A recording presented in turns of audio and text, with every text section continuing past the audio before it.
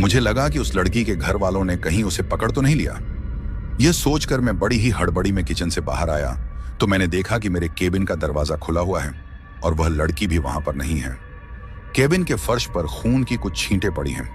मुझे उस लड़की की चिंता हुई। मैं जल्दी से अपने केबिन से बाहर निकला तो केबिन की दाहिनी ओर से मुझे फिर से उसकी चीख सुनाई दी। मैं भागकर उसकी ओर गया तो देखा वो लड़की जमीन पर बैठी हुई है।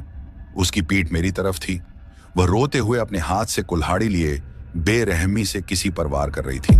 यह नजारा देखकर मुझे अपनी आंखों पर यकीन नहीं हो रहा था कि जो लड़की अभी कुछ मिनट पहले मेरे पास आकर मदद की गुहार करती हुई रो रही थी, अभी वह लड़की अपने हाथों से कुल्हाड़ी लिए बेरहमी से किसी पर ऐसे वार कर रही है। यह देखकर मुझसे रहा नहीं गया। मैंने उसे आवाज लगाई, ये क्या कर रही हो? तुम किसी को मार डाला क्या? तुमने मेरे इतना कहते ही उसने कुल्हाड़ी से वार करना बंद कर दिया और उसने अपनी गर्दन मोड़कर जैसे ही मुझे देखा तो डर के मारे मानो मेरी आत्मा मेरे शरीर से निकल गई।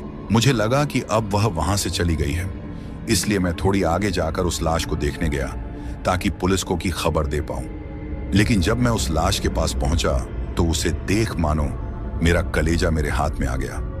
वह नजारा देखकर मैं इतना डर गया कि डर के मारे में वहीं पर बेहोश होकर गिर पड़ा। सुबह जब मेरी आंख खुली तो मैं अपने केबिन के चेयर पर था।